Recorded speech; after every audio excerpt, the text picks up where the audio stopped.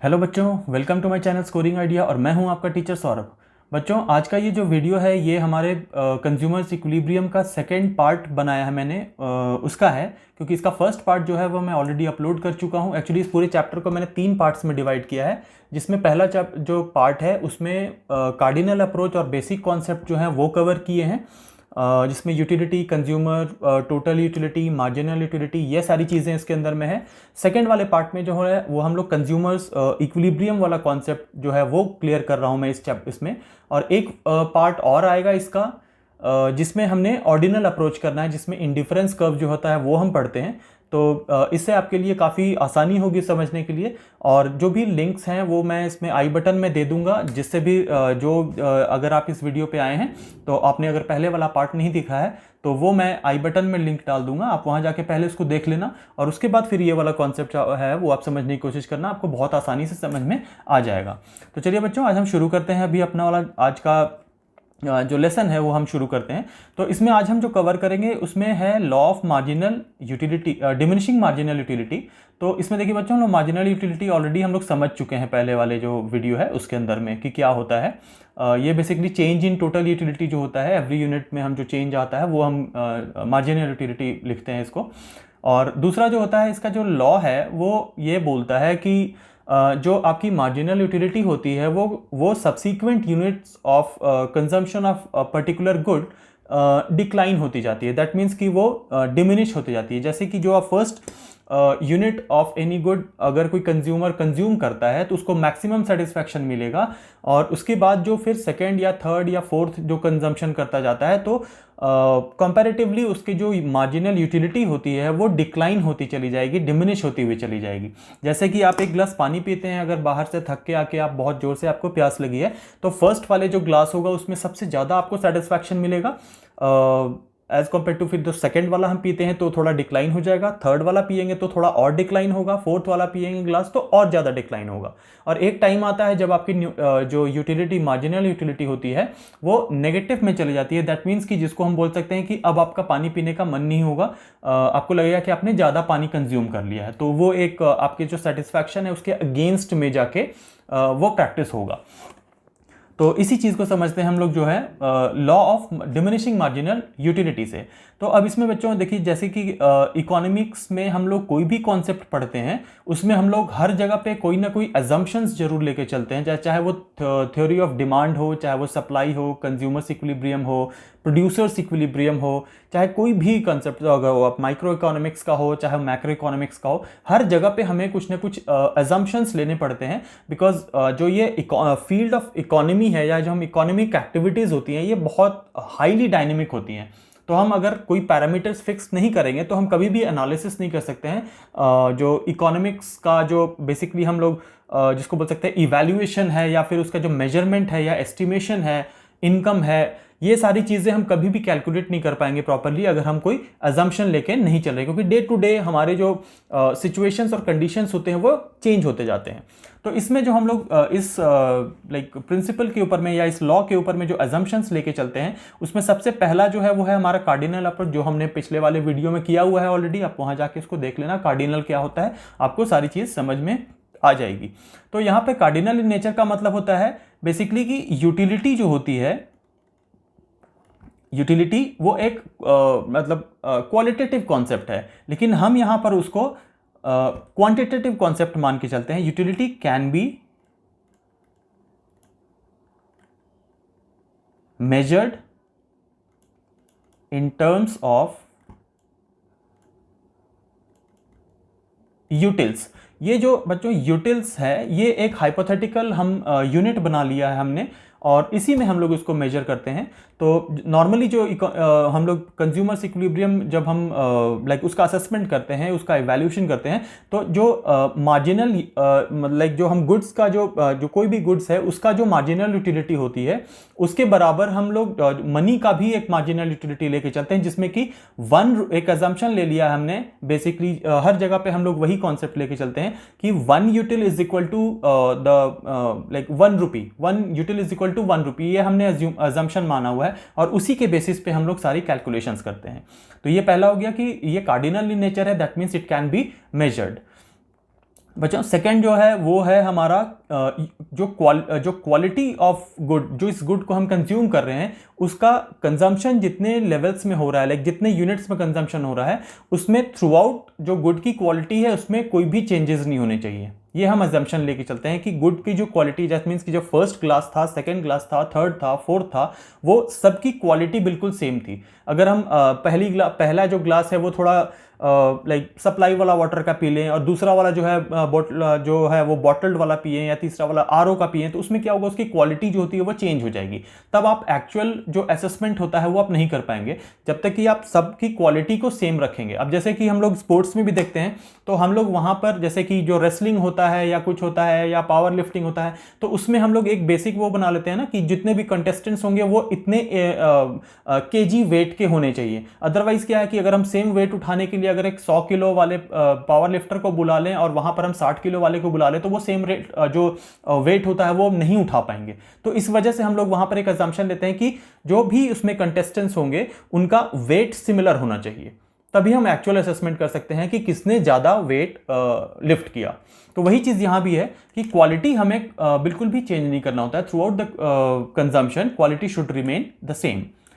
Third जो है वो है हमारा कंटिन्यूअस कंजम्पशन। अब जैसे कि अगर आप पानी जो है फर्स्ट बॉटल मतलब फर्स्ट ग्लास आप वाटर अगर आप पीते हैं, उसके बाद सेकंड वाले जो यूनिट है यानी सेकंड ग्लास आप पीने में अगर बीच में आधा घंटा या 1 घंटे का गैप कर देते हैं, तो उस केस में क्या होता है कि हो सकता है सेकंड ग्लास आप जब पीने जा रहे हो तो वापस आपको प्यास लग गई हो, तो हो सकता है कि आपको फर्स्ट वाले से इवन हो सकता है ज्यादा या ऑलमोस्ट उसके इक्विवेलेंट आपको यूटिलिटी मिल जाए। तो उस केस में क्या होगा, आपका law of diminishing marginal utility जो होगा वो एप्लीकेबल नहीं होगा। तो इसलिए कंटिन्यूअस कंजम्पशन करने पर ही हमें पता चलेगा कि वो डिक्लाइन हो रहा है या नहीं हो रहा है। उसके बाद फोर्थ है बच्चों, consumer should be rational. Rationality इसलिए इंपॉर्टेंट है क्योंकि कंज्यूमर जो होता है उसका डिसीजन ही जो होता है वो यूटिलिटी को वेरीफाई करता है। तो अगर कंज्यूमर जो होगा वो रैशनल नहीं होगा, वो अगर बायस्ड होगा, तो हो सकता है कि वो अगर कंजम्पशन कर रहा हो किसी चीज का, तो उस केस में क्या होगा, उसका अपना प्रेफरेंस जो होता है वो उस यूटिलिटी जो उसको अचीव होने वाली है उसको इंक्रीज या डिक्रीज कर दे। दैट मीन्स कि अब एक मैं एग्जांपल लेता हूं कि मुझे पहला मैं बहुत प्यास अभी मुझे लगी है और मुझे मेरे सामने पानी का ऑफर किया जाए और मुझे दूसरे साइड में ठंडा जूस ऑफर किया जाए, तो नेचुरली मुझे पानी से ज़्यादा अगर मैं पसंद करता हूं कि मैं जूस पीऊं, अगर मुझे बहुत ज़्यादा प्यास लगी है, तो उस केस में मुझे जूस से ज़्यादा यूटिलिटी मिलेगी एज कंपेयर टू वाटर, क्योंकि वो मेरा पर्सनल प्रेफरेंस है। तो उस केस में क्या होगा, जो कंजम्पशन होगा और जो उसका उसका रिस्पॉन्स होगा वो बायस्ड हो जाएगा, क्योंकि मैं जूस की तरफ बायस्ड हूं। तो इसलिए कंज्यूमर का जो डिसीजन होता है वो रैशनल होना चाहिए। दैट मीन्स कि उसको जो सेटिस्फैक्शन फील होता है, जो यूटिलिटी फील होती है, वो वही यूटिलिटी जो होता है वो एक्सप्रेस कर पाए। और लास्ट है बच्चों, वो है हमारा price of substitute and complementary goods. ये आप जानते होंगे शायद, फिर भी मैं आपको बता देता हूं। सब्सटीट्यूट गुड्स जो होते हैं वो गुड्स होते हैं जस्ट मीन्स कि गुड एक्स और गुड वाई, जिनको हम एक दूसरे के प्लेस पर यूज कर सकते हैं। जस्ट लाइक अगर आपको आप मार्केट में जाते हो, आप बोलते हो कि एक कोल्ड ड्रिंक या सॉफ्ट ड्रिंक दीजिए, तो कंज्यूमर शॉपकीपर आपको कई बार होता है कि आप अगर पेप्सी मांगते हो तो बोलता है कि भाई साहब पेप्सी नहीं है, आप या तो थम्स अप ले लीजिए या तो फिर कोक ले लीजिए। तो ये क्या है, ये सब्सटीट्यूट गुड्स हैं। आप लेके चले भी आते हो, आप नहीं वहां बोलते कि यार यही वाला जो मांगा वही दो आप मुझे, चलो कोई बात नहीं, चलता है, पेप्सी की जगह हम आज कोक ही पी लेते हैं, क्योंकि वो आपको बिल्कुल सिमिलर सा टेस्ट है, सिमिलर सा प्राइस है, सब कुछ सिमिलर है उसका। ठीक है, तो इसको हम बोलते हैं बेसिकली सब्सटीट्यूट गुड्स।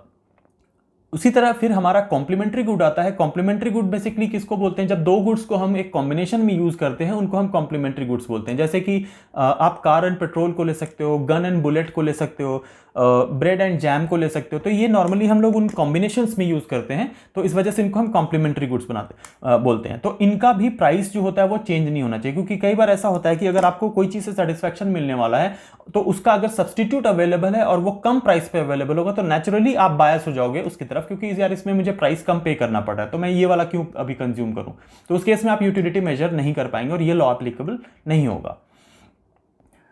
चलिए अब हम आते हैं, इसमें दो केसेस होते हैं हमारे, एक होता है सिंगल कमोडिटी केस और दूसरा होता है डबल कमोडिटी, यानी दो कमोडिटीज में हम कंपेयर करते हैं, कंज्यूमर इक्विलिब्रियम मेजर करते हैं। अब जैसे यहां पर मैंने बच्चों एक शेड्यूल लिया हुआ है, इसमें आप यूनिट ऑफ एक्स देख रहे हैं यहां पर, ठीक है, उसके बाद प्राइस जो है एज पर द एजम्पशन आप गुड्स के प्राइस को चेंज नहीं करते हैं, हम वो कांस्टेंट मानते हैं, क्योंकि अगर ये ऊपर नीचे होता रहेगा तो हमारी यूटिलिटी भी चेंज हो जाएगी। तो इसको स्टडी करने के लिए आपको प्राइस जो होता है वो सेम रखना पड़ता है। तो ये थ्रू आउट देखिए पीएक्स जो है, price of x through out same है, 10 रुपीज़ हर जगह पे, हर यूनिट पे इसका प्राइस 10 रुपीज़ ही है।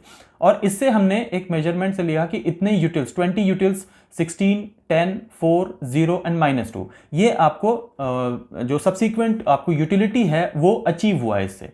तो अगर अब हम इसके पैटर्न को देखते हैं बच्चों, तो यहाँ आपको देखिए जो पैटर्न है वो क्या दिख रहा है, ये कंटिन्यूअस जो होता है वो डिक्लाइन हो रहा है। ठीक है, अब इसको भी ये देखें तो ये 3 फेजेस आपको दिखेंगे। पहला फेज जो होगा वो है अप टू 4 वैल्यू तक आप इसको देख रहे हो, ये डिक्लाइन होता जा रहा है। ठीक है, यहां पर आने के बाद ये 0 हो गया, मतलब ये अगर हम देखें तो 20 से लेके 4 तक ये डिक्लाइन तो हो रहा है बट इट इज पॉजिटिव। फिर ये 0 हो जाता है, ये हमारा सेकेंड फेज होता है। अगर हम इसको फेजेस में डिवाइड करें तो ये फेज 1 हो गया, ये सेकेंड वाले फेज में आपका 0 हो जाता है, और थर्ड वाला जो है ये फेज ये नेगेटिव हो जाती है। जैसे मैंने बताया कि आप अगर लास्ट वाला जबरदस्ती पानी पियोगे तो आपको नेगेटिव यूटिलिटी मिलेगी, क्योंकि आपका ऑलरेडी प्यास खत्म हो चुकी है, आपका पेट भर गया है। अब उसके बाद भी आप अगर कंज्यूम करते हो तो वो ओवर हो जाता है, तो आपको उससे सेटिस्फैक्शन नहीं बल्कि शायद आपको इरिटेशन हो या आपको और कोई प्रॉब्लम हो सकती है। तो आप उतना ही पानी पीना जितनी आपको रिक्वायरमेंट है। तो अब बच्चों इसके रिमार्क्स में देखते हैं। अब यहाँ देखिए आपको बेसिकली अगर हम ये 3 फेजेस में यहाँ पर देखें कि क्या हो रहा है, तो अब देखिए पीयू जो हम यहाँ पर जो भी हम like single utility single commodity case में देखते हैं, तो जो कंज्यूमर्स इक्विलिब्रियम होता है यानी ईक्यू जो होता है वो किस पोजीशन पे होता है, वो होता है आपका when your PX is equal to MU X. That means कि जहां पर मार्जिनल यूटिलिटी और प्राइस सेम हो जाएगा, वही यूनिट जो होगा वो आपका कंज्यूमर्स इक्विलिब्रियम का यूनिट होगा।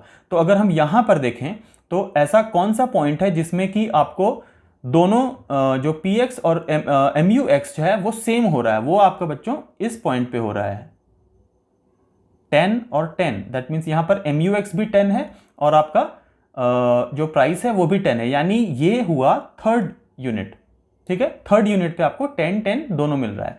तो अब हम यहां पर देखें तो इसको हम 3 रिमार्क्स में देखें तो ये 3 फेजेस में हम डिवाइड कर सकते हैं MUX को। कैसे, यहां से यहां तक देखिए, अगर हम इसमें देखें 10, 20, 10, 16, 10, 10, तो अब यहां देखिए ये वाला पॉइंट में क्या हो रहा है, इसके सामने हम लिख लेते हैं PX is equal to MUX। ठीक है, यहां PX और MUX सेम है।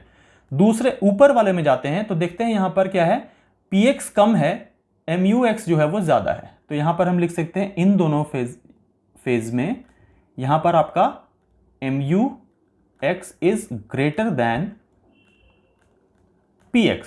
इसका मतलब क्या हुआ, प्राइस आपका कम है और आपको यूटिलिटी ज्यादा मिल रही है। तो इस केस में कंज्यूमर जो होगा वो क्या करेगा, ये वाले फेज में कंज्यूमर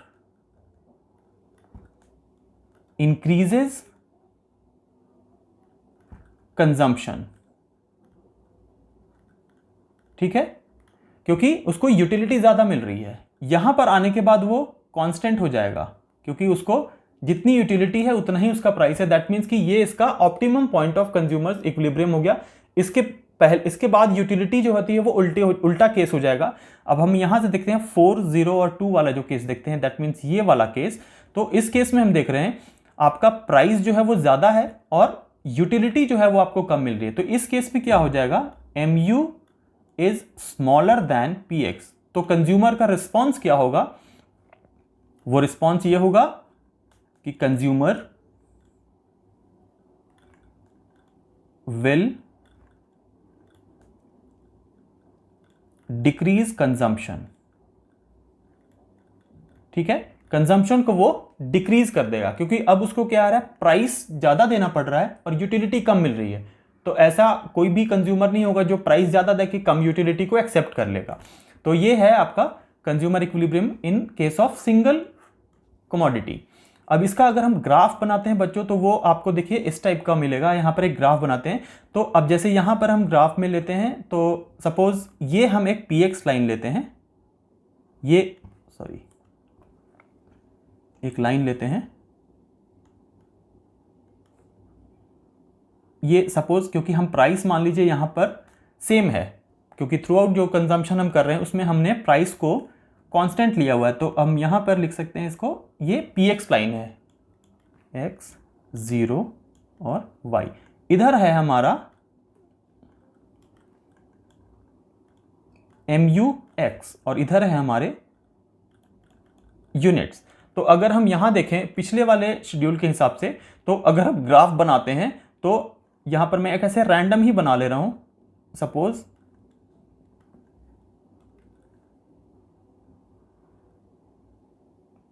इस टाइप से हमारा यूटिलिटी का जो मार्जिनल यूटिलिटी है उसको, जैसे कि मैं आपको बता देता हूं, ये आप रखेंगे प्राइस 10 पे है, 10 वाले पॉइंट पे बिल्कुल parallel to the X axis होगा, ठीक है। यूनिट के साथ साथ थ्रू आउट प्राइस जो है वो 10 है, इस वजह से बिल्कुल आपको एक स्ट्रेट लाइन मिलेगा प्राइस का, तो वो हो गया हमारा px।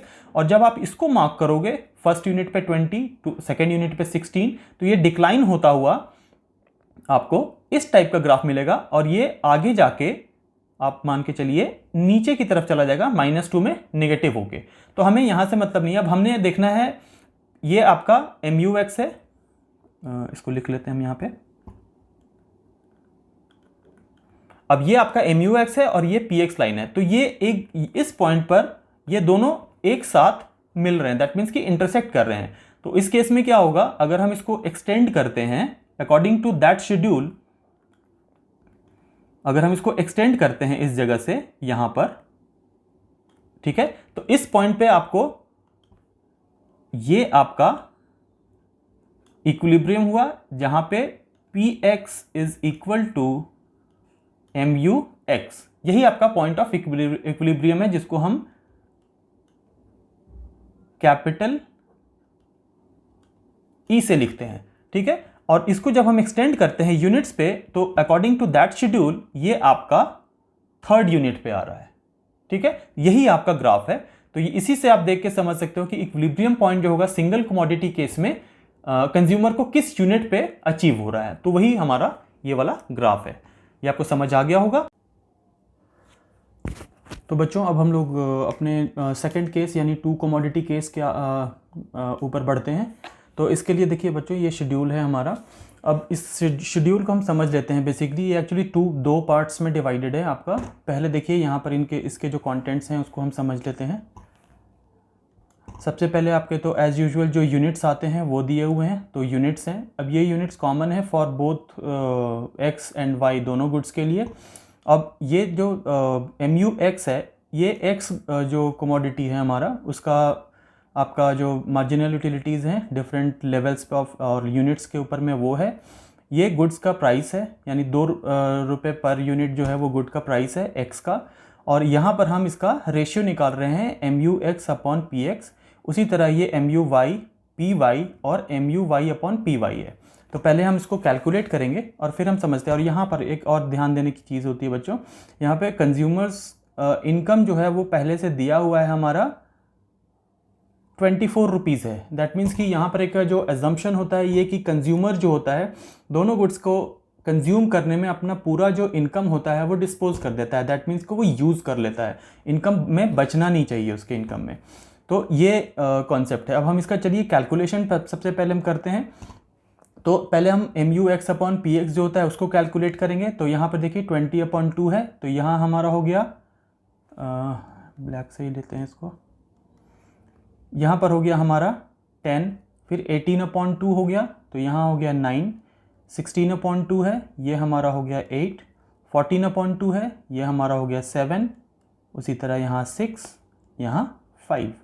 अब यहाँ कैलकुलेट करते हैं 24/3, तो ये हो गया आपका 8, 21/3 ये हो गया आपका 7, इसी तरह 8, 7 ये 6, 5, 4, 3।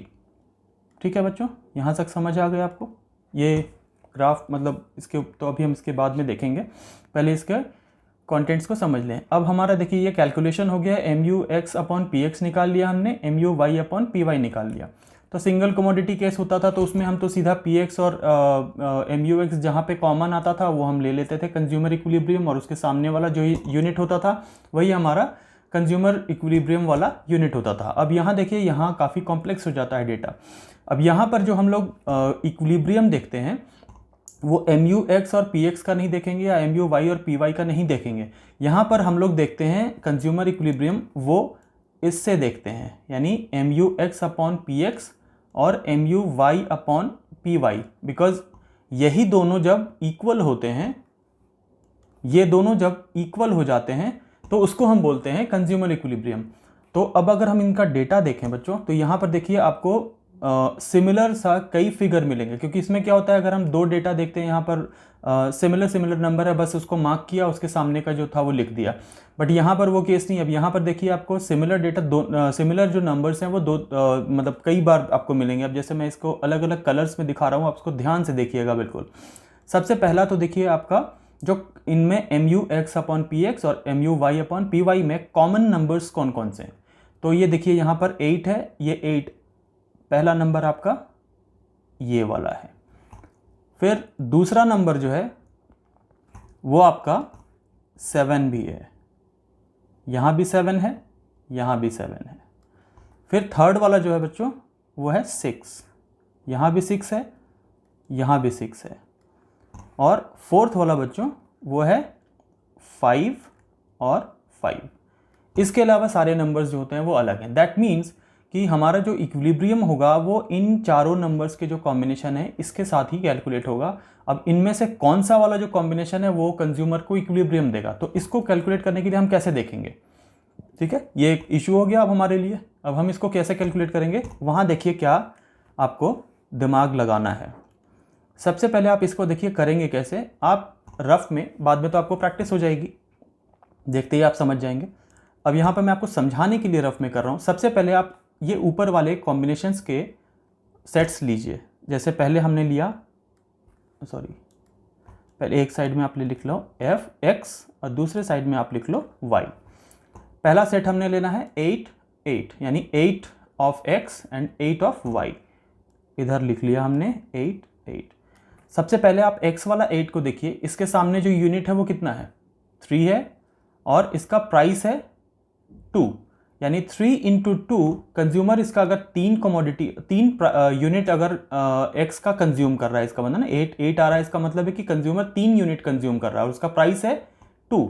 तो इसका मतलब इसको टोटल प्राइस कितना देना पड़ रहा है, इधर 6 रुपीज़ दे रहा है ये गुड x को कंज्यूम करने के लिए। और इस साइड y के लिए 8 है, तो यहाँ पर इसका प्राइस 3 है और यूनिट है 1, यानी 3 इंटू 1।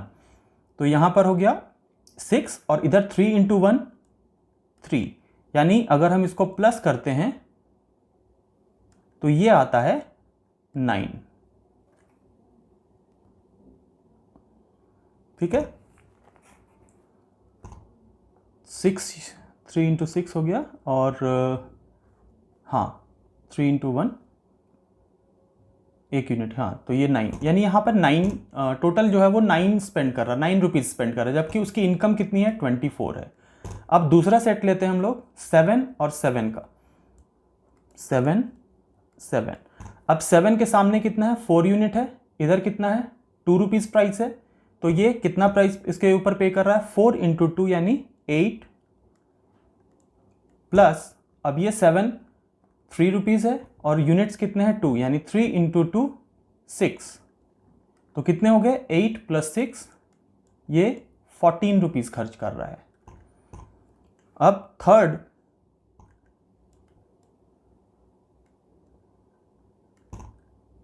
थर्ड है हमारा 6 और 6। अब 6 पे हम देखते हैं x के लिए ये कितना यूनिट यूज़ कर रहा है, 5 यूनिट, और उसका प्राइस है 2, यानी 5 इंटू 2 10, प्लस इस 6 के लिए y के लिए कितना यूज़ कर रहा है, ये 3 रुपीज़ प्राइस है इसका, और ये 3 यूनिट यूज़ कर रहा है, यानी 3 इंटू 3 9। तो ये कितना हो गया 19। अब आते हैं हम 5 और 5 पर। ठीक है, तो 5 यूनिट्स, जब हम इसका 5 देख रहे हैं तो इसके सामने कितना हो गया, 6 यूनिट्स है और 2 है प्राइस, यानी 6 इंटू 2 12। और इसका 5 का अगर देखते हैं तो इसके सामने प्राइस 3 है और सॉरी ये 3 और ये यूनिट है इसका, हाँ प्राइस इसका 3 है और यूनिट है इसका 4, यानी 3 इंटू 4 ये अगेन 12 हो गया। तो 12 प्लस 12 कितना हो गया, 24।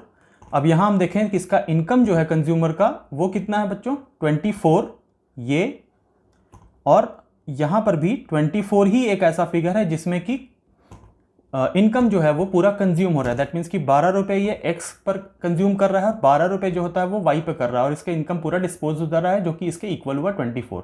इसमें इसके अलावा ये तीनों कॉम्बिनेशन में ये सेटिस्फाई ही नहीं हो रहा है कि कंज्यूमर जो होता है वो अपना पूरा इनकम स्पेंड कर रहा है, क्योंकि यहाँ पे 9 रुपीज़ खर्च कर रहा है, यहाँ 14 कर रहा है, यहाँ 19 कर रहा है। तो इस केस में 24 वाला जो सेट होगा वही आपका कंज्यूमर इक्विलिब्रियम होगा। तो इसको हम लोग कैसे लिखेंगे बच्चों, कंज्यूमर इक्विलिब्रियम के लिए हमको प्रॉपर यूनिट्स लिखने पड़ते हैं। तो इस केस में लिखेंगे हम लोग consumer consumes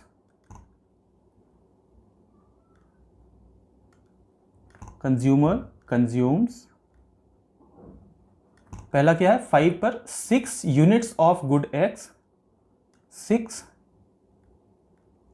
units of X and 4 units of Y, and 4 units of y।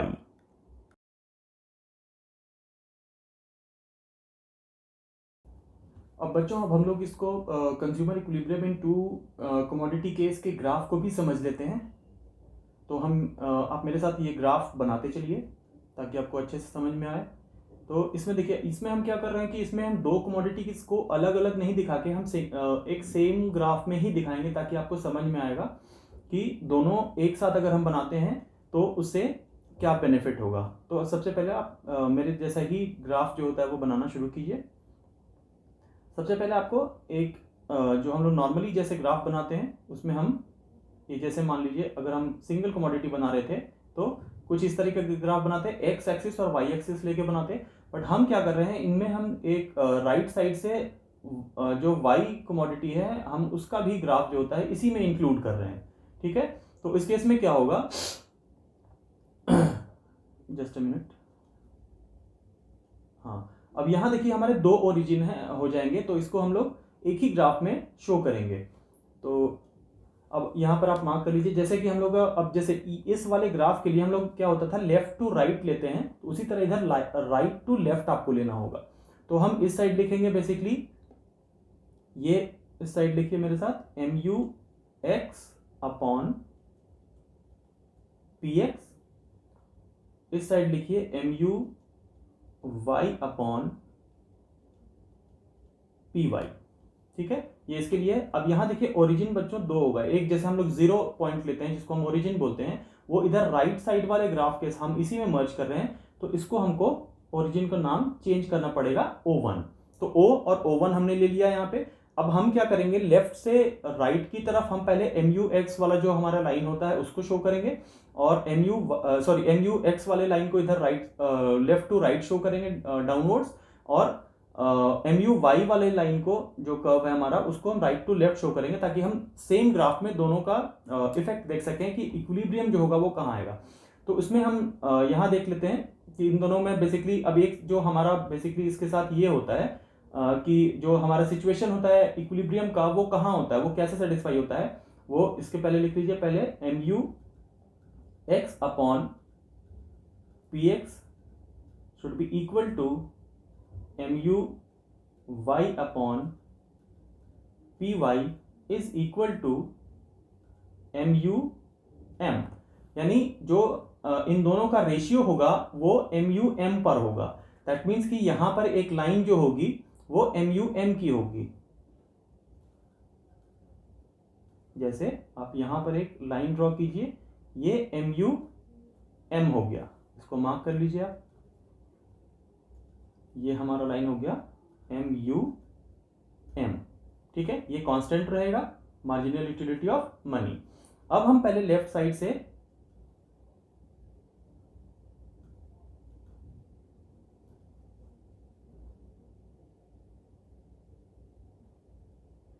एक लाइन स्ट्रेट खींचते हैं यहां, फिर दूसरे साइड से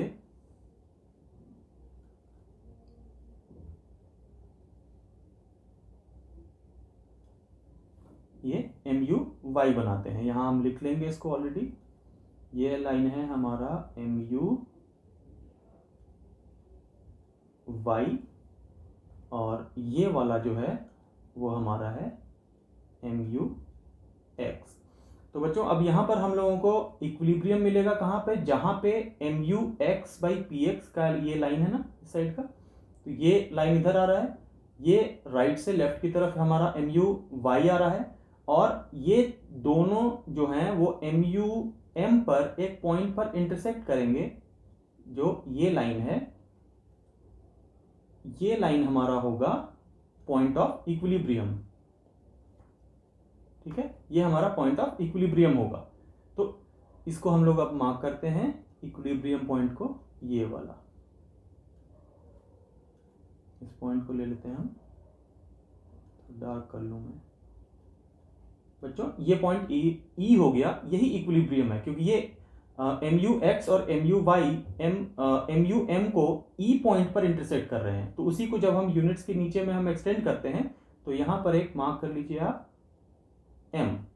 ठीक है, तो ये M पॉइंट पर आपको M यूनिट जो होगा उसके ऊपर में आपको इक्विलिब्रियम मिल रहा है। ठीक है, कंज्यूमर जो होगा वो इक्विलिब्रियम, क्योंकि यहां पर ये जो कंडीशन है हमारी, ये सेटिस्फाई हो रही है फॉर 2 गुड्स। ठीक है, जो हमने ऐसे किया था पहले पहले जो हमने शेड्यूल में किया, तो उसको अगर हम मार्क करके भी बनाएंगे तो वो बिल्कुल ऐसा ही बनेगा, क्योंकि वहां पे सब कुछ गिवन होगा। जब आप दोनों साइड से मार्क करेंगे तो आपको M पॉइंट मिलेगा जिसपे आपको इक्विलिब्रियम मिलेगा। ठीक है, अब ये मार्क कर लिया। अब यहां पर बच्चों एक और कंडीशन हम लोगों को थोड़ा देखना पड़ता है। सपोज कि M पॉइंट पे तो हमको इक्विलिब्रियम मिल रहा है, दैट मीन्स कि हम गुड्स को यूज कर रहे हैं अलग अलग कॉम्बिनेशन को, और MUX और MUY जो होता है वो मेरा